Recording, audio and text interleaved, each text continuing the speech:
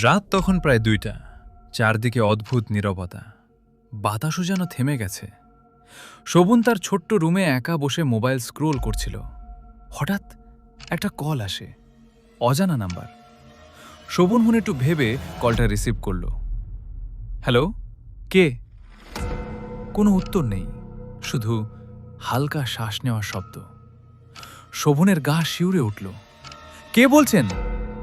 এইবার ফোনের ওপাশ থেকে ভেসে এলো ধীর কণ্ঠে একটা কথা, তুই দরজা খুল।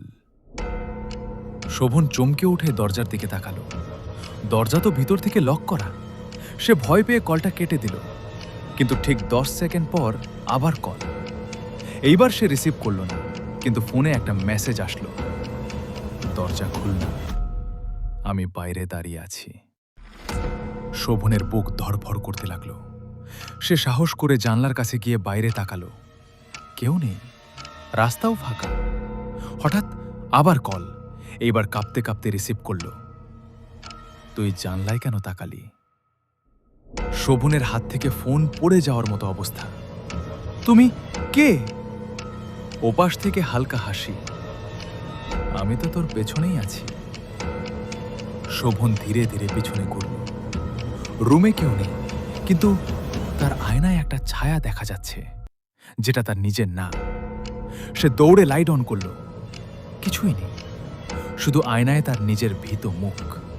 কিন্তু হঠাৎ সে দেখল তার পেছনে দাঁড়িয়ে আছে এক কালো ছায়া, লম্বা চুল, সাদা চোখ। সে চিৎকার করতে যাবে, ফোন আবার বাজল। স্ক্রিনে লেখা, লাস্ট কল, ইউ। শোভন কাঁপতে কাঁপতে ফোন ধরল। ওপাশ থেকে এবার তার নিজের গলার আওয়াজ, দরজা খুল, আমি আসছি। তারপর হঠাৎ লাইট বন্ধ হয়ে গেল। চারদিক অন্ধকার, শুধু একটা ফিস ফিস শব্দ, এবার তুই আমার সাথে যাবি। পরদিন সকালে প্রতিবেশীরা দরজা ভেঙে ঢুকে দেখে রুম খালি, শোভন নেই। শুধু মেঝেতে পড়ে আছে তার ফোন। স্ক্রিনে শেষ মেসেজ, নেক্সট কল, আননোন।